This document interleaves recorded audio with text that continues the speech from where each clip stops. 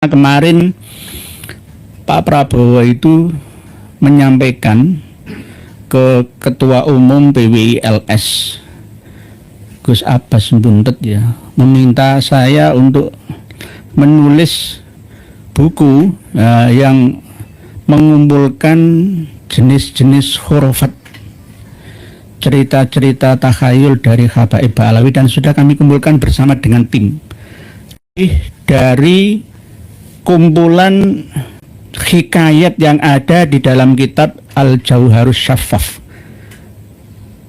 Jadi lebih banyak.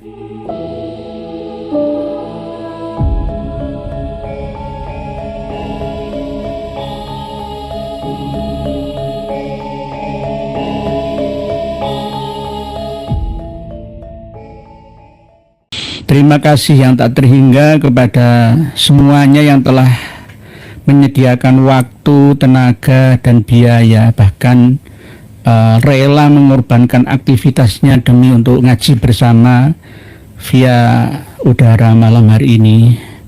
Langsung asli ada wujudnya, cuma saya tidak bisa melihat wujud panjenengan semua. Panjenengan bisa melihat saya. Ini adalah bukti bahwa kajian kita ini muttasil, isnadnya itu nyambung ya, nggak munfasil. Jadi tidak mengkotek, tapi ittisalul ilmi asli ya. Pak Dudu Habib Yaman, sehat selalu Pak Kiai, terus cerahkan umat dari kegelapan Ba'alawi. Siap, doa pangestu panjenengan semua. Tanpa panjenengan channel ini tidak ada apa-apanya. Pak Daryo, semoga Kiai Indonesia diberi kesehatan, amin. Matur suwun. Inilah nikmat yang paling tinggi setelah iman Islam adalah kesehatan. Kesehatan. Duit banyak, istri cantik ya, tapi tidak sehat ya, nggak bisa. Bu Maulina Oktaviani, assalamualaikum. Presiden kita percaya ke bismillah diparingi lancar membuka kebenaran ini ya, nggih. Semoga saja benar, karena kemarin Pak Prabowo itu menyampaikan ke Ketua Umum PWILS Gus Abbas Buntet ya, meminta saya untuk menulis buku yang mengumpulkan jenis-jenis khurafat, cerita-cerita takhayul dari Habaib Ba'alawi, dan sudah kami kumpulkan bersama dengan tim dari kumpulan hikayat yang ada di dalam kitab Al-Jauharus Syaffaf. Jadi lebih banyak yang kami kumpulkan. Cuma masih kami tahan dulu supaya bahasan tentang Habaib Ba'alawi ini tetap panjang lagi. Nanti kalau hack stop finish sampai di sini berhenti ya, nggak ada yang kita bahas materinya. Jadi ya nggak ada seninya lah begitu. Jadi biar diolor-olor ya, biarkan akan muncul mukibin baru ya, yang belum taubat dan akhirnya akan taubat. Oke, terima kasih Pak Prabowo. Kami setia bersama panjenengan beat untuk kemajuan bangsa dan negara, meningkatkan literasi dan referensi sejarah bangsa supaya IQ masyarakat Indonesia ini meningkat lebih cepat dari sebelumnya.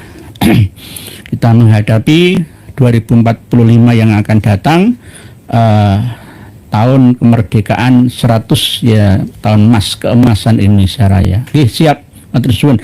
Pak Sakrin melu ngaji iki, monggo sama-sama.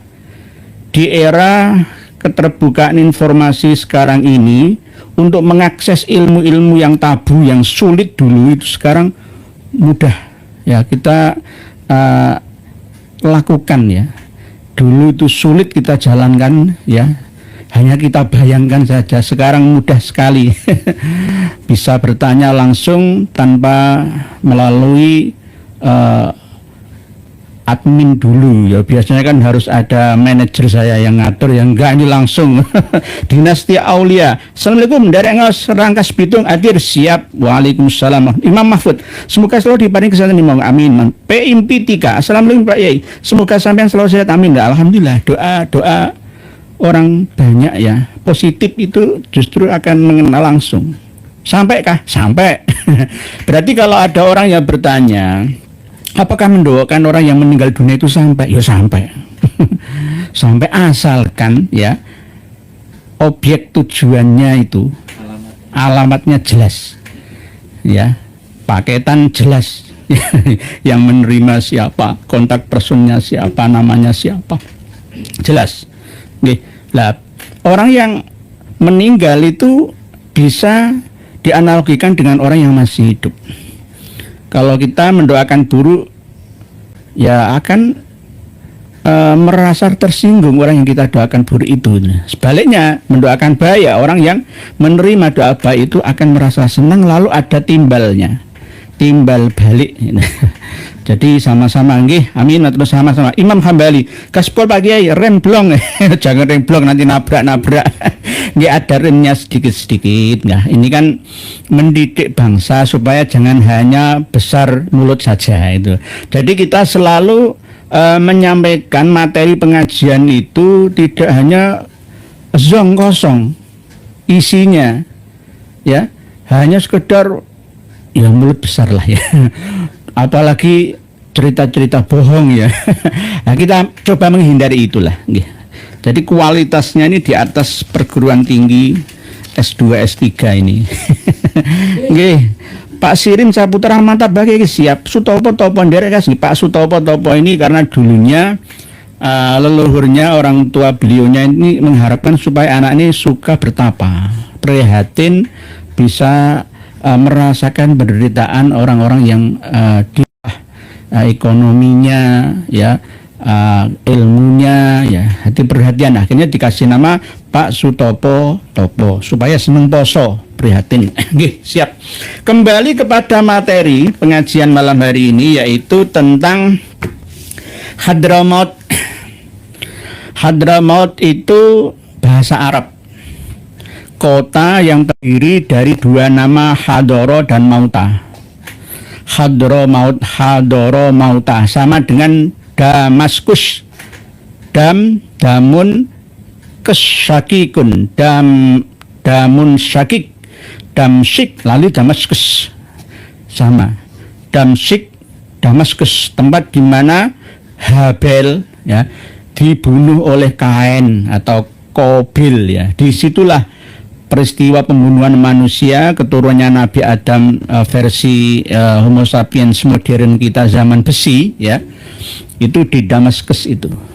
Peradaban Mesopotamia kuno, Sumeria lama. Damun syakik ali Damaskus. Lah ini Hadara Mauta gara-gara ada seorang pemimpin dari marga Arab kuno Kohton ya, Amir bin Kohton, seorang ahli strategi perang yang apabila ada orang menantang atau ada peperangan yang dipimpin olehnya itu pasti darah akan mengalir, stornyowo, hadir mati. Hadara Mauta. Ya, ini versinya macam-macam, banyak sekali versi-versi itu. Ada yang mengatakan Hadramaut itu sendiri adalah nama orang dari kabilah-kabilah di Kindi atau kabilah-kabilah Kahtani, kabilah Himyari dan lain sebagainya. Hadara Mauta. Ada yang mengatakan ketika pengikutnya Nabi Soleh setelah peristiwa bencana ya besar yang melanda itu, kaum Ad dengan kaum Samud itu ya akhirnya selamat hadir di kota itu untuk meramaikan tempat yang ditempatinya, lalu hadir lalu mati, hadir mati, ada beberapa orang yang mati di situ, akhirnya dikasih nama Hadramaut. Ini menjadi kebanggaan orang-orang yang leluhurnya berasal dari sana, baik yang ada di Indonesia dari galur atau jalur Ba'alawi ataupun non Ba'alawi, karena leluhurnya itu berasal dari sana, Hadramaut.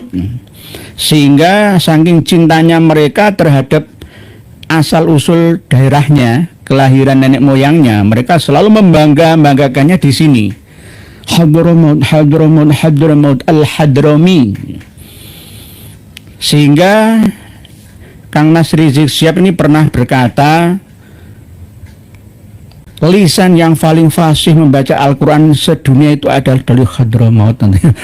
Jenengan lihat bacaan Qurannya Mas Umar bin Hafid kayak apa? Ya kayak gitu. Masa itu bacaan Imam Hafiz, Imam Qolun, nggak mungkin ya, nggak ada. Justru lebih fasihan orang-orang Indonesia ini. Di sana itu khususnya Pak Alawi hanya fasih misuhnya. Takbir, fasih misuhnya saja. Kalau baca Quran ya kurang fasih. Jangan ikuti saja lah. Dibandingkan dengan Sayyid Zulfikar Asy-Syaibani Al-Idrisi Al-Hasani dengan Kang Mas Umar bin Hafid At-Tarimi Darul Mustafa, ya nggak ada apa-apanya. Ya lebih fasihan Sayyid Zul. Nggak ada apa-apanya. Kadang-kadang membanggakan diri secara berlebihan tidak sesuai dengan kenyataan gitu. Pak Ahmad Tuban Jawa Timur hadir, ya siap. Nah, Tuban itu berasal dari, ada yang mengatakan watu tiban, ada yang mengatakan metu banyu, ya sama.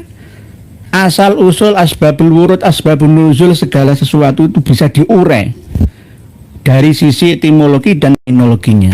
Tuban metu banyu, ya, atau tuban watu tiban, ya macam-macam, ya macam-macam. Bonang akhirnya menelurkan nama alat musik yang bernama bonang kembul itu. Nggih. Dancing and Moon. Assalamualaikum warahmatullahi wabarakatuh semuanya. Waalaikumsalam. Wali Songo J1. Apakah mungkin Pak Alawi turunan Qabil kali Kiai? Wallahu a'lam bishawab, ya. Qabil atau Kain, ya, di dalam kitab suci selain Al-Qur'an itu bukan Qabil, Kain namanya. Koin atau Kain. Habel itu adiknya, nggih. Pak Ahmad Tuban dari Pak Ahmad Sudirman Habib Pak Alawi Segawon itu apa ya, kayak geracan gitu ya, kayak beruang gitu ya, segawon ya. Segawan itu ya pokoknya hewan yang nyokotan lah, itu gampang sering mencelakai orang. Ahmad Sudirman Bahar baca kitab dari kiri ke kanan mungkin kitab Latin. Kemarin saya juga sempat dikritik bahasa menterjemah kitab Manhajul Istiqomah Fiddini Bisalamah karya Habib Usman bin Yahya Mufti Batavia Belanda kok bahasanya kuno, nggak modern. Memang begitu, itu bukan bahasa saya, itu bahasa beliaunya itu loh. Sama seperti bahasanya Bung Karno, kalau pidato coba jenengan ikuti kan masih ada rekamannya, baik video atau audionya. Bahasanya kayak apa? Ya masih bahasa-bahasa kuno. Ya kalau sekarang kan lebih ada terwarnai dengan bahasa-bahasa lokal dan bahasa-bahasa global internasional. Pak Makin terdepan, kalau Nabi Adam Hawa bukan manusia pertama di bumi, berarti Qabil bukan pembunuh pertama, Pak Yai. Manusia pertama dari keturunannya Nabi dan Rasul pertama. Gitulah enaknya, biar enak nanti. Kadang-kadang itu orang itu masih bulet, ya, ruwet, ya, sulit dan rumit dalam menerima penjelasan kita gitu. Nanti biar begitu, pembunuhan pertama bukan berasal dari Qabil membunuh Habil saja, tidak, tetapi yang terabadikan di dalam kitab suci Samawi itu yaitu Qabil dan Habil. Daripada nanti ditelusuri Nabi Adam yang 7.760 tahun atau 7.670 tahun yang lalu itu nanti ditelusuri sampai seterusnya, nggak ada hentinya. Sama dengan antara telur dengan ayam ini duluan mana kan itu, nggak ada titik finishnya gitu loh. Lebih baik manusia pertama gitu saja menurut bahasa agama-agama Abrahamik keturunan Nabi Ibrahim yang meliputi 4 kitab suci, Taurat, Zabur, Injil, Al-Quran. Itu dari keturunan Nabi Ibrahim semua. Abram, Ibrahim gitu. Yang lainnya di dunia masa ke Nabi Ibrahim itu ya enggak, sudah banyak manusia yang lainnya.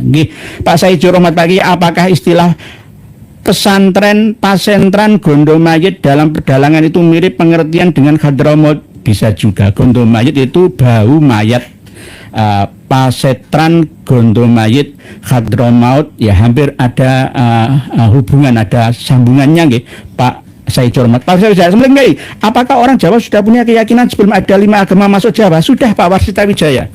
Pak Warsita Wijaya ini pemerhati Jamaah Tabligh atau JT, ya, yang pusatnya sekarang di Magetan, ya, di mana itu yang kemarin itu, ya, kawan-kawan kita mengadakan seminar itu, ya, di Temboro, ya Pak Warsita Wijaya, nggih. Salam tadi Pak Warsita Wijaya. Apakah ada agama bukan samawi, nggih? Orang mengatakan arodi, agama hasil produk manusia yang ada di bumi, tapi intinya semua hakikatnya sama dari ilahi. Cuma lebih menang keturunan Nabi Adam daripada keturunan selain Nabi Adam versi bangsa-bangsa dari timur bumi, termasuk Indi atau Indonesia atau India, Jepang, Korea, China, dan sebagian warga Papua, Melanesia. Ya, sudah ada sejak dulu. Karena dulu itu manusia berpikir, masa hidup kayak hewan, meninggal dunia terus nggak ada urusan. Akhirnya berpikir, oh ternyata ada kehidupan lain. Manusia itu ada jasadiahnya, ada ruhaniyahnya. Terus kalau jasad ini musnah, sirna, terus ruhaniyahnya kemana? Itu sudah dipikirkan dulu oleh umat manusia. Tidak hanya mikir bertahan hidup saja dengan cara membuat alat-alat untuk penunjang kehidupan mereka. Tidak. Tapi berpikir secara rohaniah, karena sudah ada hubungan dengan makhluk yang tak kasat mata, makhluk dimensi 4, jin, setan, peri-perayangan, siluman, dan lainnya. Sudah ada sejak dulu itu, sehingga banyak di antara manusia yang bekerja sama dengan mereka untuk bisa bertahan hidup dan menguasai dunia dengan kesaktiannya, dengan insting keilmuan bisikan dari dimensi 4, karena memang dulu tidak ada dan belum ada dimensi 3. Yang ada itu yang menguasai bumi ini dimensi 4, jin itu. Gus Hadi Jazuli SMA. Assalamualaikum guys, semoga sehat dohir batin, amin matur suwun. Gus Hadi Jazuli ini termasuk orang alim yang sederhana. Saya sering bertanya kepada beliaunya. Jujur, saya mendapatkan kitab Al-Fatawa Al-Hadisiyah dari beliaunya. Tapi saya serius, kitab yang dikirimkan secara PDF, filenya saya akan print out karena kesungguhan saya dalam menghargai ilmu. Semua kiai yang ada di Indonesia harus punya kitab Al-Fatawa Al-Hadisiyah karya dari Imam Ibnu Hajar Al-Haytami, Madhab Syafi'i. Kalau kiai belum punya ini, ya minta ke saya. Nanti insya Allah kita kupas, ya. Ini berkat dari guru-guru saya juga, beliaunya Tuan Guru Gus Aziz Jazuli LCMH, alumni Al-Ahqaf University sana. Guru-guru beliaunya berasal dari Ba'alawi, tapi beliau mau mengkritisi karena nggak mau taklid buta. Itulah beliaunya, ya. Inilah yang patut kita contoh bersama. Terima kasih Gus Aziz Jazuli LCMH. Terima kasih matur suwun, jazakallah khair. Pak Bu Azmi, saya percaya 100% Pak Yai kalau Hadramaut adalah salah satu tempat paling buruk di bumi. Nggih. Hadramaut paling buruk di bumi itu bukan saya yang mengatakan. Nanti atas dasar kebencian enggak. Imam Ibnu Hajar dalam Al-Fatawa Al-Hadisiyahnya mengatakan, menuliskan seperti itu. Tidak hanya beliaunya, hadis Kanjeng Nabi sendiri juga ya pernah mengatakan seperti itu. Bahkan sahabat Ibnu Umar, Abdullah bin Umar, Abu Dzar, semuanya banyak yang mengatakan. Nah ini bentuknya Fatwa Al-Hadisiyah. Kitab ini pernah difitnah oleh pengarang kitab Al-Manhajus Sawi dari Ba'alawi, yaitu Habib Zain bin Ibrahim bin Sumit. Katanya Ibnu Hajar Al-Haytami saja mengisbat Ba'alawi dan mengatakan 70 orang selain Syarif itu tetap kalah dengan satu orang syahid yang bodoh. Padahal nggak ada. Bagi orang yang tidak memiliki kitab karya penting fatwanya Ibnu Hajar Al-Haytami seperti ini, ya akan mudah dikibuli, percaya begitu saja tanpa melakukan penelitian, tracking, penelusuran. Akhirnya harus percaya wae. Padahal Al-Manhajus Sawi ini sama seperti kitab-kitab karya leluhurnya, sama saja mengatakan katanya Syekh Ahmad bin Abdul Latif Asy-Syirji Az-Zabidi mengatakan ini, padahal tidak. Padahal tidak. Itu sudah menjadi kebiasaan.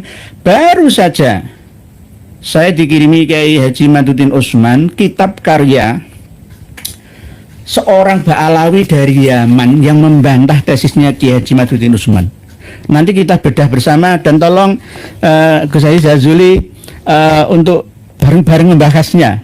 Saya sudah dikirimi oleh beliau Kiai Haji Madudin Usman untuk membedah pemikiran ya dari kitab penolakan karya dan penelitian Kiai Haji Madudin Usman. Bahaya, ya bahayanya bagaimana? Ini termasuk propaganda, yakni Habib Ahmad bin Aud bin Alwi Al-Ibrahim dari Kesultanan Oman. Yang kemarin itu loh, sudah saya periksa dan saya mutolaah baru sampai setengahnya, separohnya. Isinya apa? Al-Ghurur, Al-Jawharus Syafaf, paling enggak mundur-mundur sedikit ke Al-Muhibbi, Khulasatul Athar, sama saja halunya. Kapan ada yang namanya kitab Al-Jawharus Syafaf? Kitab Al-Jawharus Syafaf itu seperti senjata yang tak terlihat mata, tapi bisa untuk menghantam dari arah mana saja. Sama seperti manuskrip Fathur Rahimir Rahman karya Habib Umar bin Abdurrahman Shahibul Kamar itu nggak ada kitabnya. Itu berbentuk manuskrip tulisan tangan dan rentan perubahan, tambahan dan susupan. Al-Jawharus Syafaf itu juga begitu. Sekelas Buya Hamka, pengarang kitab tafsir Al-Azhar saja bisa kena propagandanya Ba'alawi kok, ya. Buya Hamka itu hampir percaya 90% dengan keberadaan Al-Jawharus Syafaf yang mengatakan bahwa Ba'alawi Al-Hadrami itu adalah keturunan Nabi kita. Padahal beliau saya yakin nggak pernah melihat kitab Al-Jawharus Syafaf itu. Dulu belum ada PDF, tidak secepat kilat mengirim data via WA. Tidak seperti sekarang adanya. Dulu itu sulit kita untuk mengakses kitab-kitab seperti itu. Pak Gus Sutri Muhadir apa siap pernah maling nangka rokok yang tidak ilegal harganya mahal. Makanya aku juga konsumsi rokok yang ilegal soalnya terjangkau. Yang penting jangan diiklankan dan dipromosikan untuk konsumsi pribadi saja nggih, Pak pernah maling nangka. Karena apa ya mbako-mbako ini dewe ya tuku-tuku dewe, yang penting jangan berlebihan ya. Ulama yang mengharamkan sonhorek itu juga mengharamkan rokok. Berani-beraninya gitu loh. Walaupun beliau ahli usul fikih, ahli fikih sekalipun nggak ada jaminan sekarang ini. Kita harus fleksibel menerapkan hukum itu. Hukum yang tidak jelas halal haramnya itu bisa ditawar ya. Bisa ada unsur maslahah mafsadahnya ditimbang gitu loh. Saya sejak kecil tidak pernah merokok tapi tidak berani mengharamkan orang merokok. Kan seandainya saya ini perokok ya, menghalalkan rokok itu kan wajar ya. Saya sendiri bukan konsumsi rokok, tapi saya bukan perokok, tapi tidak berani mengharamkan orang merokok karena ini sangkut pautnya panjang. Pabrik rokok, petani tembakau ya. Di Pamekasan itu ada Bos Heri itu malah kaya raya gara-gara tembakau dari Pamekasan, Sampang, Bangkalan, Sumeneb dikumpulkan di sana. ya inilah pentingnya kita ya untuk berwawasan. Hidup kita tidak hidup 100 tahun yang lalu, kita hidup 100 tahun yang sekarang gitu. Harus visioner ke depan 100 tahun yang akan datang. Pak Ahmad Sudirman, Habib Aziz besok oleh bareng aja Habib Nur ya, semua Habib wabe. Semua Habib wabe ya Habibi ya Habibi. Jadi kalau Habibi secara etimologi itu nggak apa-apa, kasihku ya. Mahbubataka, kekasihku yang aku cinta, ini nggak apa-apa. Tapi kalau untuk Al-Habib ya Ba'alawi menyamakan dengan As-Sayyid dan As-Syarif gitu. Kembali ke kitab Fatawa Al-Hadisiyah, pengarangnya adalah Imam Ibnu Hajar Al-Haytami Al-Makki abad 10 Hijri. Ada bahasan tentang rohnya para nabi itu berada di tingkatan tertinggi dimensinya. Nah, ini kita bahas sesuai dengan pemahaman terkini supaya tidak sulit dipahami. Dan arwahnya, rohnya orang-orang yang meninggal dunia membela agama Tuhannya, ya berjuang membela agama, mati syahid ya, itu berada di paruh burung yang terbang, burungnya warnanya hijau. Lah itu bagaimana? Ini bagaimana ceritanya? Kok bisa seperti ini? Harus kita ilmiahkan bersama. Wa amma ghairuhum fa fi tafsilun wa ikhtilafun. Adapun rohnya selain para nabi, para syahid, itu ada tafsil, ya, tergantung ya kondisinya seperti apa, dan ada khilaf perbedaan pendapat. Lah, wa dzakara Ibnu Rajab halaman 6 Fatawa Al-Hadisiyah. Nanti sesuaikan dengan kitab-kitab pendukung lainnya. Intinya saya hanya membaca pada poinnya saja supaya tidak melebar panjang bahasanya. Ibnu Abdul Bar ini juga perawi hadis. Anna arwaha ghairi syuhada, sesungguhnya rohnya selain orang yang mati syahid itu berada di pinggiran kuburan, ya, bisa kemana saja datang dan pergi. Ini selain arwahnya orang yang mati syahid loh. Kalau orang yang mati syahid itu arwahnya bisa kemana saja, tapi di dimensi tertinggi. Apakah bisa berbentuk burung atau apa? Ya Allahu a'lam. Inilah rahasia misteri dunia, baik dimensi 3, 5, 6, 7, 8 sampai 9-nya, bahkan bisa meningkat lagi dimensi-dimensi itu. Langit itu patokannya itu lapis 7, tetapi ada langit-langit yang lainnya yang hanya Allah sendiri yang mengetahuinya. Cuma kita harus mampu memahami, ya, dan menguasai pemahaman tentang sama'ud dunia minimalnya gitu. Dimensi 1 sampai dimensi 9-nya, langitnya langit ke-7 hitungannya. Nah, bagaimana ceritanya orang yang mati itu? Ya macam-macam. Setelah meninggalkan raga, orang meninggal dunia, selain di dalam tidurnya, Allah yatawaffal anfus sakina mautiha, itu berada di mana?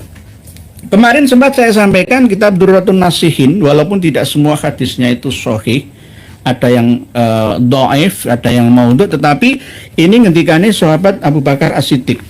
Lah, kan bukan Nabi yang ngendiko, ya sahabat itu kan ya pesan dari Rasulullah kan jelas. Ashabi kan nujumi bi ayyihim iqtadaitum ihtadaitum. Sahabatku itu laksana bintang-bintang di langit. Dengan siapa kalian menjadikan mereka sahabat itu sebagai panutannya, maka kamu akan atau kalian akan mendapatkan petunjuk dari Allah Ta'ala. Jadi jangan remehkan pendapatnya sahabat, karena fa'alaikum bisunnati wa sunnatil khulafair rasyidin al-mahdiyyin. Nah, itu sama seperti hadis sahih yang ada di maktub dalam kitab Arba'in Nawawiyah bab yang ke-28 itu. Hadis yang ke-28 itu juga begitu, bahwa sahabat, ya, walaupun cerita khobar hadisnya itu bukan hadis yang sampai marfu' muttasil sampai kanjeng Nabi kita, itu bisa dijadikan sebagai pegangan. Sama seperti pendapatnya sahabat Umar bin Khattab yang mengadakan sholat tarawih secara berjamaah sebagai bukti dari syiar Islam. Pada zaman Rasulullah nggak ada yang namanya sholat tarawih, ya, nggak ada. Mesti sholat tarawih ada, tapi tidak disiarkan seperti halnya pada zaman Khalifah Umar gitu. Jadi apakah boleh mengikuti? Ya itu tadi, fa'alaikum bisunnati wa sunnatil khurafair rasyidin al-mahdiyyin. Nah, ini Durratun Nasihin halaman 120. Halaman 120. Atas sendiri, Mas. Su'ila Abu Bakar radhiyallahu anhu anil arwah. Sahabat Abu Bakar As-Siddiq ditanya tentang roh atau arwah. Khina takhruju minal ajsad aina tadhhab? Ketika keluar dari jasad alias meninggal dunia, kemana perginya? Qala, sahabat Abu Bakar menjawab, fi sab'ati mawadhi'a, di 7 tempat. Jadi tergantung. Amma arwahul anbiya wal mursalin famaqarruha jannatu adn. Nah, jannatu adn itu mana ya? Orang-orang dulu di bagian barat bumi kita ini mengatakan surga Aden itu di timur. Mana ya? Indonesia ini. Iklim tropis ya, di Nusantara ini banyak emas, perak ya, menyan, kapur, semuanya ada di sini di Nusantara ini. Lah, terus Jannatu Aden itu di mana ya? Kalau menurut orang-orang Timur Tengah, Jannatu Aden itu ya di antara peradaban Mesopotamia, Assyria, dan Sumeria kuno yang dialiri oleh 4 sungai, Gihon, Sehon, Eufrat, dan Tigris. Kalau untuk peradaban Mesir kuno, Nil ya. Berarti di dalam kitab karya ulama Timur Tengah sana belum mengenal Brantas ya, Kapuas, Batanghari, Musi, Citarum, Bengawan Solo, Brantas belum kenal. Belum. Ya karena memang enggak tempatnya. Oleh sebab itu harus ada penerjemah, pembawa pemahaman inti menuju ke peluasan universal tentang agama Islam itu. Oke. Jadi kembali kepada arwahnya ketika Nabi meninggal dunia dan Rasul ya, itu tempatnya di Jannatu Aden, di surga atau hutan-hutan yang indah ya, yang tenang ya, tidak berisik ya. Kalau di Himalaya ya di daerah Kashmir ya, di antara pegunungan-pegunungan yang udaranya bersih ya, airnya juga banyak kandungan mineralnya. Nah, itu Jannatu Aden. Wa amma arwahul ulama famaqarwa Jannatul Firdaus. Kalau ada ulama, orang alim, ya jangan hanya ahli agama, ulama amilin saja ya, tidak ya. Termasuk diantaranya adalah ilmuwan-ilmuwan yang dengan ilmunya dia mendekatkan diri kepada Tuhan, menyerah kepada kekuasaan Tuhan, itu namanya ulama. Adapun arwahnya ulama itu tempatnya setelah keluar dari jasadnya, badannya itu berada di hutan-hutan Firdaus. Ilahi lastu lil firdausi ahla wala aqwa ala naril jahimi. Ini yang kedua. Yang ketiga, wa amma arwahus su'ada famakura jannatu ilin. Nah, ini arwah atau rohnya orang-orang yang beruntung ya, ahli beribadah, ahli ya filsafah ya, sudah mutmainnah ya. Tempatnya itu di Jannat Iliyin ya. Iliyin itu tempat yang tinggi ya, pegunungan-pegunungan itu.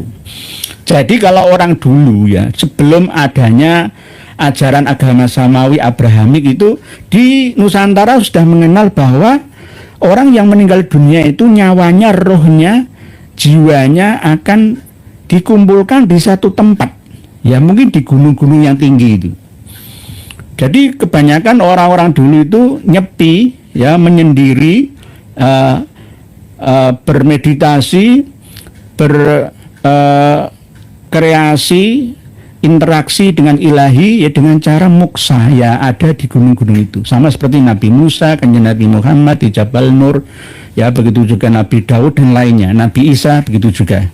Jadi tempatnya itu di hutan-hutan yang tinggi. Wa amma arwahus syuhada fatatiru mislat tuyur fil jannah haitsu sya'at. Jadi arwahnya orang-orang yang mati syahid, misalkan perang melawan musuh yang akan menghinakan, menghancurkan agama misalkan. Nah, ini bagaimana ceritanya, kemana arwahnya? Misalkan seperti arwahnya kawan-kawan kita ya 57 sampai 58 ribu itu yang meninggal dunia di Gaza dalam perang beberapa tahun ini ya, belum lagi yang lukanya ya. Kalau di total saya pernah menyampaikan antara 80 ribuan ya. Itu kemana setelah meninggal dunianya? Ya tidak di tempat yang jauh dari situ. Mohon maaf, ini perlu kajian bersama. Wis anggapan sama-sama butanya. Ini hanya meraba-raba sesuai dengan asumsi interpretasi ijtihad kita, sesuai dengan data. Sekali lagi tetap kita tidak jauh dari tali data itu. Bahwa orang-orang yang mati syahid itu nyawanya atau rohnya itu terbang kemana-mana seperti burung-burung yang ada di jantan atau taman atau di hutan, ya, bebas kemana-mana.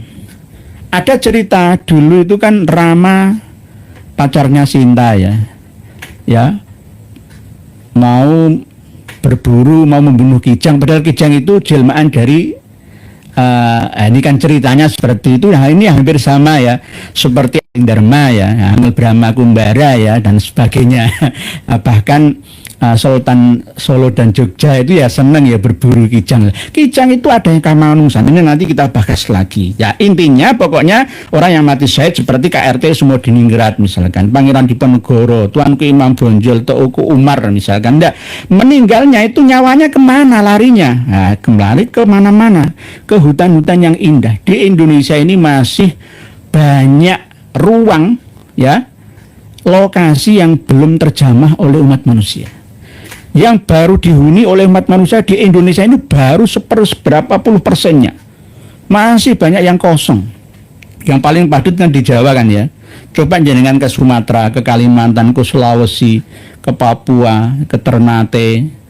Ya masih banyak tanah-tanah kosong di sana. Masih banyak hutan-hutan di sana. Oleh sebab itu jika ada cerita di lautan, di hutan, yaitu ada kerajaan-kerajaan, itu bisa kerajaan jin, bisa juga satu tempat dimensi yang dipusatkan ya oleh Allah Ta'ala untuk mengumpulkan roh-roh manusia setempat. Tidak mungkin nyawa manusia Indonesia setelah meninggal dunianya kecuali pas berhaji, pas umroh di sana loh ya, terus dikumpulkan di mahsyarnya nanti di Syam, di Lebanon, di Yordan, di Filistin, Syam. Karena ini bahasanya menyangkut tentang kaidah akidah Ahlus Sunnah wal Jamaah. Pak Subhan Muhammad, Nusron cari masa ke Dulkibin, Imin cari masa ke Dulkimat. Pak Subhan Muhammad nggih. Antara Mas Nusron dan Mas Muhaimin ini kan ya politikus. Oke, semoga saja apa yang disampaikan oleh Kang Mas Muhaimin Iskandar ini benar. Pak Rahmatullah, dari nyimak siap. Pak Ribut Setiabudi, Magetan nyimak ya Nur ya siap. Dulu itu Magetan ya dengan Pati itu sama-sama jadi rebutan. Dulu ceritanya begitu nih. Pak Supatmanto, saya selalu Pak Indoria, JJ Garok, mending menjual rokok ilegal daripada mencuri uang negara, hak orang lain dikorupsi. Janjane ya kalau bisa ya rokok yang bercukai, ya menguntungkan negara juga. Saya pernah ya melihat dan mendengar ya orang-orang yang kaku ya, jumut ya, gaji PNS, gaji pegawai itu haram karena dihasilkan dari pajak rokok, minuman keras, perjudian. Ya, gak karu-karuan gitu ya. Kalau gitu nggak usah hidup di Indonesia. Yang kamu lewati jalan-jalan itu dari cukai rokok, pajak rokok. Oke. Hidup kok digawe susah gitu loh. Ya, karena memang inilah yang menyebabkan manusia itu tidak akan langsung mati ya, berhenti, tidak hidup lagi ya. Kebanyakan memang wayafu an kathir ya, tetapi tetap lagi masih ada keinginan yang menjadi hutang, cita-cita dalam hidupnya itu. Ini yang membuat manusia itu terus akan hidup selamanya khalidina fi abada, baik di dimensi 3 atau 5, 6 dan seterusnya. Yang penting tidak di dimensinya jin, setan dan siluman sana. Itu berbahaya. Nanti kita bahas lagi. Pak Ahmad Saleh, gue tahu Aakim juga pakai kitab orang NU. Belum ada yang ku tahu mengharamkan rokok. Aakim nggak ngerokok nggih. Kalau Aakim nggak ngerokok terus menghalalkan rokok ya nggak apa-apa seperti saya kalau begitu. Saya nggak berani karena jangan sampai mendahului kersane Allah. Gusti Allah ngalal lo kalau di ngaramno itu loh. Piye loh? Mendahului Allah itu namanya. Nggih. Pak Suharto nggih. Pak LPK Bahrul Ilmu Festival Trenggalek hadir nyimak ya nggih. Siap. Nggih, Trenggalek mana Bahrul Ulum LPK Lembaga Pendidikan Al-Qur'an siap. Bu Zenzeta, menurut saya mencuri uang negara itu tidak baik. Menjual rokok ilegal juga kurang baik ya nggih. Siap matur suwun Bu Zenzeta nggih. Yang penting ada legalitasnya nggih. Tapi Ya ini kadang-kadang saya ingat Bu Senzeta, zamannya Gus Dur jadi presiden itu, alas-alas hutan-hutan itu banyak yang hilang kayunya, ya gara-gara yaitu tadi sipil milik namanya. Dulu namanya masih transisi kekuasaan ya, Timur lepas ya, gegeran kasus Madura Dayak di Kalimantan sana sampai sampit ya, terus banyak kayu-kayu itu yang hilang. Kalau sekarang ya nggak boleh, ya tetap haram. Walaupun sipih milik itu dalam fikih tidak bisa dipidana. Sama seperti anak yang belum balik mencuri uang bapak ibunya, itu nggak boleh dipidana, nggak dosa, nggak ada bagian dari miliknya, tanggung jawabnya. Itu tetapi kalau dalam kondisi aman, netral, normal seperti ini, nggak boleh mencuri kayu di hutan, ya haram. Nanti kalau saya berani menghalalkan, saya dipidanakan oleh perhutani sana. Dulu pernah zaman Gus Dur itu, hutan-hutan itu banyak yang hilang kayunya, yang besar-besar, yang kecil-kecil yang enggak. Itu karena sipih milik. Kembali ke bahasan kitab Durratun Nasihin yang nyambung ke Fatawa Al-Hadisiyah karya dari Imam Ibnu Hajar Al-Haytami Al-Makki Asy-Syafi'i. Bahwa rohnya, jiwanya, nyawanya, arwahnya orang-orang yang beruntung ya, itu berada di Jannat Iliyin. Orang-orang yang mati syahid itu seperti burung-burung yang terbang kemana saja. Wa amma arwahul mu'minin al-mudznibin fatakunu mu'allaqatun fil hawa. Lah ini loh, ini dasarnya kalau nyawa itu, roh manusia itu bisa gentayangan, itu di sini dasarnya. Secara teori nggak ada roh manusia gentayangan itu, ya teorinya nggak ada, prakteknya ada. Buktinya ini, adapun arwahnya orang-orang yang beriman tapi berdosa, maka arwahnya tersebut digantung ya di atas angin ya, tidak di bumi, tidak di langit, ila yaumil qiyamah. Wa amma arwahul mu'mininal mudznibina fatakunu mu'allaqatun fil hawa'i la fil ardi wala fis sama'i ila yaumil qiyamati. Lah, ila yaumil qiyamati ini bagaimana? Apakah menunggu hari kiamat global total internasional? Enggak. Kembali ke bahasan tentang kiamat. Kiamat itu bangkit, bukan hancur. Ada 27 nama lain dari kiamat sesuai dengan fungsinya masing-masing ketika menyertai kalimat sebelum dan sesudahnya. Tergantung ya, bisa yaumiddin, yaumul ba'ats, bisa yaumun la yanfa'un wala banun, ya bisa as-sa'ah, al-qari'ah, al-haqqah, al-waqi'ah, dan seterusnya, tergantung. Lah, kalau kiamat itu sendiri adalah kebangkitan jiwa yang lama menggunakan raga yang baru, di mana dia berada dilahirkan di dunia manusia, namun dengan ruang lingkup yang beda dari sebelumnya. Mohon maaf, terkadang manusia yang hidup sekarang lahir menjadi jenis kelamin laki-laki, ketika dia di hari kiamat bisa lahir menjadi jenis kelamin perempuan, tergantung amal perbuatan. Atau sebaliknya, karena arwah itu sifatnya seperti malaikah, tidak ada jenis kelaminnya. Arwah itu tidak ada jenis kelaminnya. Jadi dia itu junudun mujannadah, terbang kemana-mana seperti tentara, diarahkan oleh panglimanya.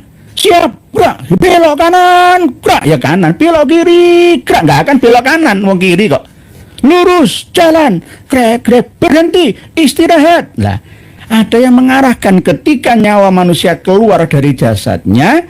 Bagi para orang-orang yang beriman dan pendosa, membunuh orang, korupsi, ya, menipu orang, membawa dana haji, membawa dana umroh umat, ya yo, uang warisan, harta warisan. Dia beriman. Setelah mati diterima oleh Tuhan, oh gak bisa. Inilah dasarnya bahwa arwah itu ada yang